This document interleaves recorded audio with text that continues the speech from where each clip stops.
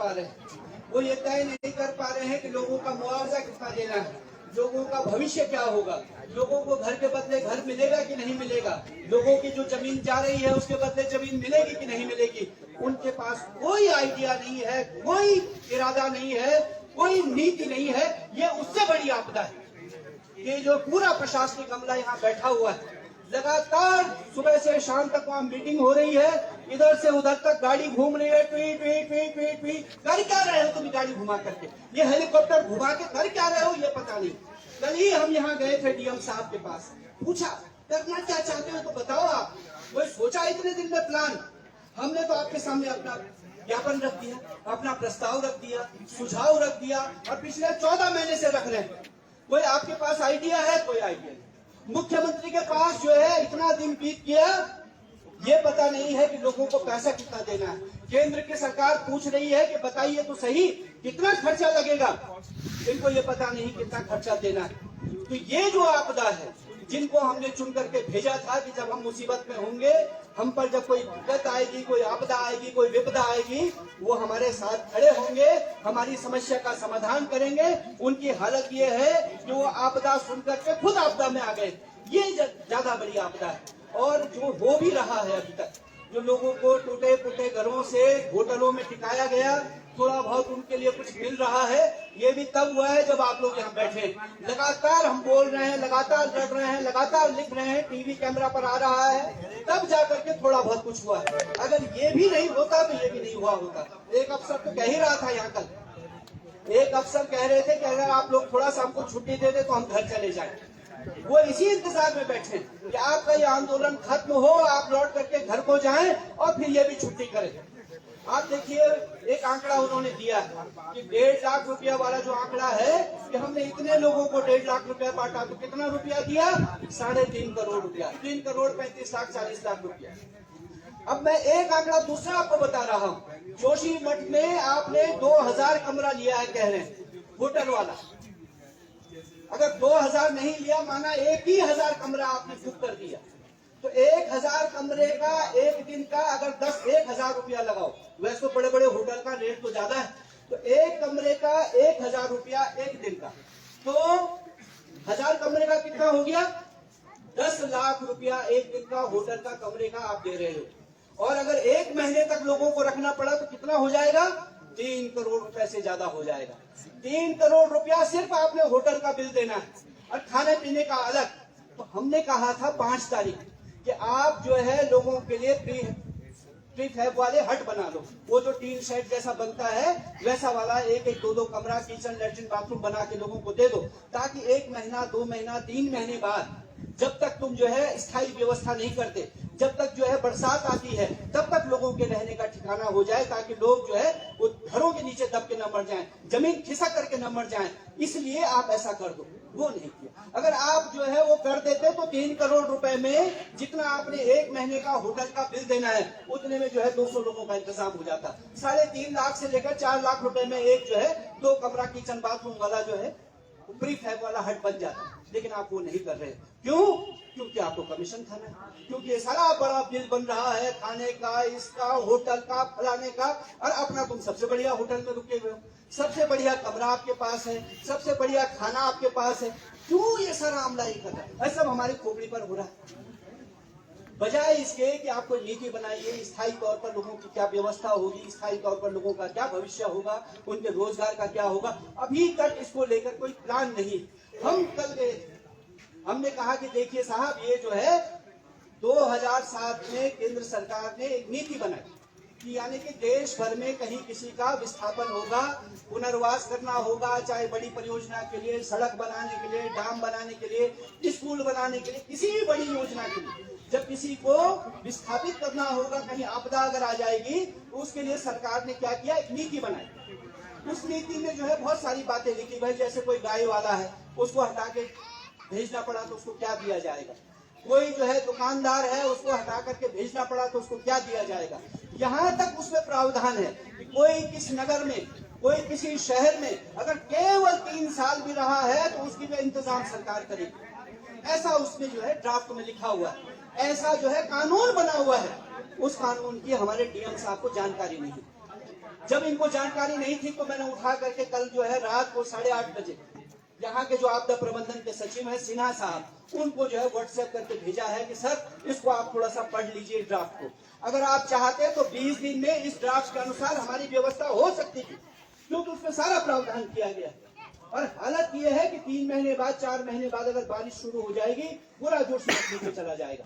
अब इस बात में कोई संदेह नहीं है, ये पूरा जो हिस्सा है सिंघार से लेकर के और ये मनोहर बाग से लेकर के और जेपी कंपनी तक नीचे, वो पूरा हिस्सा सबसे ज्यादा संवेदनशील क्षेत्र हो गया है। यानी कि किसी भी दिन बड़ी बारिश आएगी, छोटा भूकंप आएगा तो वो इलाका नीचे चला जाएगा। अगर वो इलाका जाएगा तो बाकी बचेगा नहीं, क्योंकि सुरील में भी दरार आ गई, रविग्राम में दरार आ गई, नरसिंह मंदिर में आ गई है। ये पूरा जो हमारा छावनी बाजार वाला इलाका है उसमें पूरी सड़क फट गई है, यहाँ से लेकर के कहा जल निगम के दफ्तर से लेके और आगे तक पेट्रोल पंप तक, ये पूरा हमारा जो अपर बाजार है उसमें दरार आ गई। यानी कोई इलाका, कोई क्षेत्र सुरक्षित नहीं है। थोड़ा सा भूकंप का झटका, थोड़ी सी बारिश जो है पूरे इलाके को तबाह कर देगी।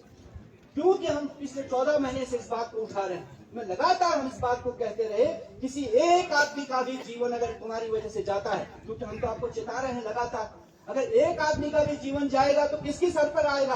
आप जिम्मेदार माने जाएंगे। हमने कहा है मुख्यमंत्री से भी, इनको भी कहा है लगातार हत्या का मुकदमा लगेगा आपके ऊपर। हम 302 का मुकदमा आपके ऊपर लगाएंगे, क्योंकि अब लोगों को आपने मरने के लिए छोड़ दिया। लगातार कहने के बावजूद आप जो है प्लान नहीं कर पाए। अभी तक भी जो इनका आंकड़ा है, कितने लोगों को इन्होंने विस्थापित वहाँ भेजा है होटलों में, जिन होटलों में भेजा है, जिन जगहों में रखा है, वहां भी दरार आ रही है। जीएमवीएन में आ चुकी है, पीडब्ल्यूडी वाला जो है इनको तोड़ना पड़ गया है। नीचे वेद वेदांग में जहां लोगों को रखा हुआ है वहां दरार आ रही है। जहां ब्रह्म कमल लॉज में रखा हुआ है वहां नीचे सब दरार आकर के खाली कर दिया, ऊपर लोगों को रख दिया। आपने एक जगह की आपदा से उठा करके, दरार वाले घर से उठा करके उसको दूसरे वाली जगह, खतरे वाली जगह में रख दिया। क्या गारंटी है कि जिस होटल में आपने रखा है वो नहीं टूटेगा, उसमें जो है दरार नहीं आएगी? क्योंकि आप कह रहे हो, आपका मुख्यमंत्री कह रहा है कि पूरा ही क्षेत्र आपदा क्षेत्र है, सारा ही सिंकिंग जोन है, तो आपने ऐसा क्यों किया? इस तरह से हमने तो पहले ही जिस दिन मुख्यमंत्री से हमारी बातचीत हुई थी, उसी दिन इनसे कहा था कि आप पूरे लोगों का, जितने जोशीमठ के नागरिक हैं, इन सब के लिए प्लान बनाइए, सबको इवैक्यूएट करने का, सबको खाली करने का, सबको सुरक्षित करने का कार्यक्रम बनाइए। ये अलग अलग आप अगर आज की जो संख्या है इनकी, वो हुई है 950 लोग। 950 लोगों को आपने होटलों में रख दिया है, लेकिन आबादी तो 950 नहीं, यहाँ तो 20,000 से 25,000 की आबादी है। और कभी भी कुछ भी हो सकता है, तब आपके पास क्या उसके लिए उपाय है? कोई उपाय नहीं। तो ये जो आपदा है कि इनके पास कोई उपाय नहीं है, इनके पास कोई प्लान नहीं है, कोई कार्यक्रम नहीं है, ये ज्यादा बड़ी आपदा है। और इस आपदा के लिए हमने लगातार कहा, आज परसारी वाले लोग यहाँ आए हैं, हम आपके गांव में भी मीटिंग करने आए थे, तो हम लोग जो कह रहे हैं कि ये जो पूरी जोशीमठ में आपदा आई है, ये जो पूरा धसाव हुआ है, इसके लिए केवल एक एनटीपीसी जिम्मेदार है। उनके जो सुरंग है वही जिम्मेदार है। कल तक ये बात हम कह रहे थे, आज जो है एनटीपीसी वाले भी इस बात को स्वीकार करने लगे। ये खबरें हमारे पास आ रही हैं कि वो भी इस बात को स्वीकार करने लगे हैं, क्योंकि जो एनटीपीसी वालों ने जिनसे सर्वे कराया, जिनसे पूछा, वही आया कि रुड़की वाले इस बात को जो है दबे मुंह से स्वीकार कर रहे हैं कि हुआ तो एनटीपीसी की वजह से। ये बात जो है धीरे धीरे साफ हो रही। इसीलिए हमने कहा, क्योंकि जोशीमठ की तबाही, जोशीमठ की बर्बादी, इस ऐतिहासिक सांस्कृतिक नगर को तबाह करने का कोई जिम्मेदार है तो वो एनटीपीसी है। इसलिए हम कह रहे हैं कि एनटीपीसी पर क्या होना चाहिए? जुर्माना लगना चाहिए। जैसे जो ठेकेदार गलती करता है तो उसका क्या करते हैं, उसको तो ठेकेदार को सजा देते नहीं देते, तो वैसी ही जो है एनटीपीसी एक ठेकेदार कंपनी है। बांध बना रही थी, बिजली बना रही थी, तो ठेकेदार, और वो ठेकेदार ने गलती से इतना बड़ा कांड कर दिया कि पूरा जोशीमठ तबाह कर दिया। इसलिए हम कह रहे हैं कि एनटीपीसी पर जुर्माना लगना चाहिए। और जुर्माना कितना होना चाहिए? जितने का उनका प्रोजेक्ट है, जितने की वो बिजली बना रहे थे 1,000 करोड़ रुपए की, 10,000 करोड़ रुपए की, उस 10,000 करोड़ का दुगना 20,000 करोड़ रुपया। और वो 20,000 करोड़ रुपया जोशीमठ की जनता का इन्होंने नुकसान किया, जोशीमठ की जनता को जो है तबाह किया। इसलिए वो पैसा जोशीमठ की जनता में बढ़ना चाहिए, ये हमारी मांग है, ये हम लगातार कह रहे हैं। इस बात को लेकर के ये आंदोलन है। यह आंदोलन सिर्फ मुआवजे के लिए नहीं है, यह आंदोलन सिर्फ घर के बदले घर के लिए नहीं है, यह आंदोलन सिर्फ जमीन के बदले जमीन के लिए नहीं है। ये पूरी जोशीमठ की जनता का, चाहे जितने लोगों का नाम यहाँ की वोटर लिस्ट में है, जितने लोग जो है नगर पालिका में यहाँ जोशीमठ में रहते हैं, उन सब की लड़ाई है, उन सब के लिए है, किसी व्यापारी के लिए अलग से लड़ाई नहीं है। जैसे कि आज व्यापारी बंधु भी यहाँ सहयोग में आए थे, हम उनसे भी कहना चाहते हैं, ये जो लोग हम यहाँ बैठे हैं, ये व्यापारियों के लिए भी है, ये कृषि वालों के लिए भी है, गाय बच्ची वालों के लिए भी है, ये पटसारी वालों के लिए भी है, रैगो डाडो मारवाड़ी वालों के लिए भी है। सबकी लड़ाई है, संयुक्त लड़ाई है, क्योंकि सबका नुकसान एनटीपीसी ने किया है। इसलिए हम कह रहे हैं कि इनके ऊपर 20,000 करोड़ का जुर्माना लगेगा और लगने वाला है। इस पर विचार चल रहा है केंद्र सरकार से। अभी हम कुछ लोगों से बात कर रहे थे कि गृह मंत्रालय में इसको लेकर के मीटिंग हुई है 2 दिन पहले। ये सब चल रहा है। आपकी लड़ाई ऐसा नहीं कि कोई देख नहीं रहा है, दिखाई दे रहा है, इस पर विचार हो रहा है। और यहाँ तक अभी हमारे साथी जिनसे बातचीत कर रहा था, वो दिल्ली से आए, तो वो ये भी कह रहे थे पूरे उत्तराखंड में, पूरे भारत में आपको लोग बहुत उम्मीद की नजर से देख रहे हैं। आप वो लोग हैं जिन्होंने चिपको की अलख जगाई, जिन्होंने पर्यावरण का संदेश पूरी दुनिया में दिया। आप वो लोग हैं जो है पर्यावरण बचाने वाले लोगों के तौर पर जाने गए हैं। यहाँ से बड़ी लड़ाइयों का संदेश गया है, इस लड़ाई का भी जा रहा है, क्योंकि उत्तराखंड में ही अभी एक रिपोर्ट आई है कि 500 गांव ऐसे हैं, 500 जगहें ऐसी हैं जिनका विस्थापन होना है, जो लोग डूब रहे हैं। चाहे वो रेलवे की परियोजना से, अभी वहाँ ये आए थे, कह रहे हैं कि 82 में वो जो रेलवे की सुरंग बन रही है, उससे एक पूरा गाँव नीचे आने वाला है। यहाँ जो है रुद्रप्रयाग के नीचे यही हालत है, 82 के आगे आप देवप्रयाग में आइए, वहाँ यही हालत है। अभी हमारे एक साथी हृदय जोशी रिपोर्ट करने गए हैं, वो टिहरी में बता रहे हैं, तो वहाँ टिहरी के 100-150 गाँवों का ये हाल है। तो केवल जो है जोशीमठ का नहीं, सारे लोगों की ये लड़ाई है। वो लोग हमारी तरफ उम्मीद से देख रहे हैं कि जोशीमठ की जनता अगर इस लड़ाई को जीतती है, जोशीमठ की जनता अगर अपना हक पाती है, जोशीमठ की जनता अगर सफल होती है, तो उनको भी जो है इससे उम्मीद मिलेगी, उनकी भी लड़ाई जो है मजबूत होगी, उनको भी हौसला मिलेगा। कल के दिन वो भी अपने हक हकूक के लिए लड़ पाएंगे। इसलिए पूरे देश में भी जो पर्यावरण को लेकर लड़ने वाले लोग हैं, जो जल जंगल जमीन को बचाने वाले लोग हैं, चाहे वो आदिवासी हो, ग्रामवासी हो, वनवासी लोग हो, जनजाति वाले हो, दलित लोग हो, वो सब हमारी तरफ उम्मीद से देख रहे हैं कि जैसे वो अपने जंगल बचाने के लिए, अपना पहाड़ बचाने के लिए, अपने पानी बचाने के लिए लड़ रहे हैं, वो तो वैसे जोशीमठ वाले भी अपना जोशीमठ बचाने के लिए लड़ रहे हैं। तो इसलिए उनकी भी हमारे ऊपर नजर है। इसलिए इस लड़ाई को आप थोड़ा गंभीरता से लीजिए। केवल हम लोगों की लड़ाई नहीं, किसी व्यापारी की, किसी गांव वाले की लड़ाई नहीं है, सबकी लड़ाई है और पूरे देश वालों की लड़ाई है। और हम सीमा के हकीम नगर में रहते हैं, इसलिए हमारा जो है आज लेकिन मैं कह रहा था एक बात और नई बात आई है। उसमें ये हुआ कि 2010-11 में यहाँ के सांसद थे सतपाल महाराज।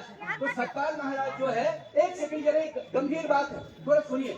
अब आप हंसी मजाक करेंगे तो मेरा ध्यान वहां जाएगा। तो सतपाल महाराज केंद्र में जो है रक्षा मामलों की जो समिति थे उसके सदस्य हो गए। तब हम लोगों ने एक ज्ञापन लिखा है, कमल रतुड़ी जी हमारे मित्र हैं, इन्होंने कहा कि हमारी पार्टी वाले वो वहाँ हैं, इस समय ये बात लिखनी चाहिए। तब बात हो रही थी कि जोशीमठ में सेना वाले डिवीजन लाने वाले हैं, यानी कि एक डिवीजन का मतलब हो गया कम से कम 5-6 ब्रिगेड। अभी तो हमारे यहाँ क्या बैठता है, एक ब्रिगेडियर बैठता है। तब जो है 5-6 ब्रिगेडियर बैठने थे यहाँ, पूरा जोशीमठ छावनी बनने वाला था। तब हम लोगों ने ज्ञापन दिया, हमने कहा कि जोशीमठ जो है पहले ही आर्मी और सिविल का यहाँ टकराव है, यहाँ मेरा घर है, यहाँ सेना वाले का घर है, यहाँ आर्मी के बैरक है, यहाँ हमारा घर है, वहाँ रवि ग्राम को उन्होंने आर्मी वालों ने घेरा हुआ है, गंद को घेरा हुआ है। इस तरह से उन्होंने हमारे परंपरागत रस्तों पर कब्जा कर लिया है। चाहे वो परसारी का मामला हो, औली का मामला हो, हम सब लोग आर्मी से पीड़ित हैं। तब हम लोगों ने कहा था कि आर्मी को जो है यहाँ रहना नहीं चाहिए, ये शहर है, आर्मी का यहाँ क्या काम है, आर्मी को तो वहां जाना चाहिए बॉर्डर पर, मलानी जाओ, उससे आगे जाओ, वहाँ सेना है बहुत सुंदर, उस सेने में रहो, यहाँ क्या जरूरत।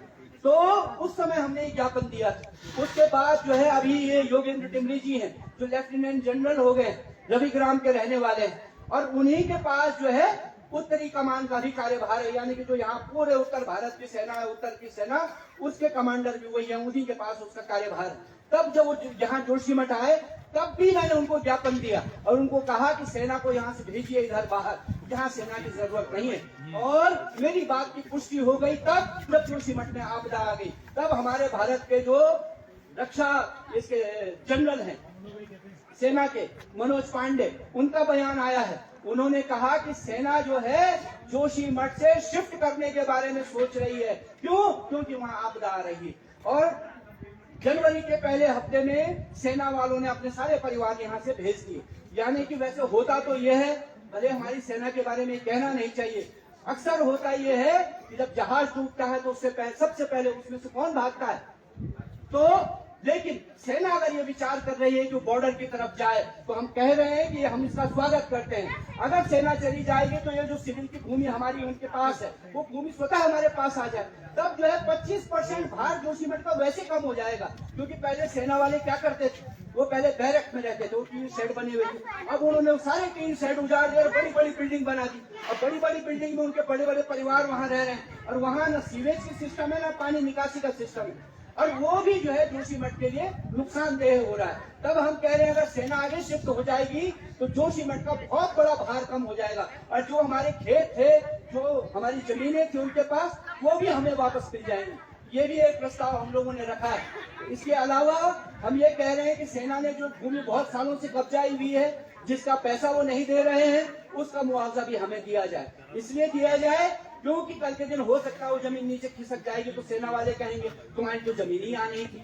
ऐसे ही चौथी बात हम कह रहे हैं कि जो जमीन हम जिस पर कब्जा में है, जिसमें हमने मकान बना लिया, जिस पर हम काश्त करते हैं, लेकिन वो हमारे नाम पर नहीं है, वो जो है केसर हिंद भूमि है, उसको भी हमारे नाम पर लगाया जाए। क्योंकि आपदा की घड़ी है और क्योंकि आपने बंदोबस्ती नहीं की पिछले 50 साल में, तो बंदोबस्ती लोकल लेवल पर करो और उस जमीन को हमारे नाम पर रखो, और जब कभी हमको मुआवजा मिले, हमारी जमीन चली जाए तो उसका मुआवजा भी हमको दो। ये भी हमारी मांग है। एक बात हम ये भी कह रहे हैं कि जो धामी साहब है, अब इनके पास का इस आपदा से निपटना नहीं है, क्योंकि ये आपदा लगातार बढ़ रही है और किसी भी दिन ये बड़ी आपदा बन सकती है। कोई भी बारिश आएगी, कुछ होगा तो पूरा जोशीमठ जाने वाला है। एक हिस्सा नहीं जा रहा है जोशीमठ का, पूरा का पूरा जोशीमठ जाने की स्थिति बन जाएगी अगर थोड़ा सा बादल फटा। जैसे कि हम देख रहे हैं पिछले कुछ सालों में लगातार बादल फटने की घटनाएं हुई हैं, जिसमें क्या होता है एक साथ बारिश एक जगह पर गिरती है, उससे बड़ा नुकसान होता है। पिछली बार आपको परसारी वालों को पता होगा, जब जो है 17, 18, 19 की बारिश हुई,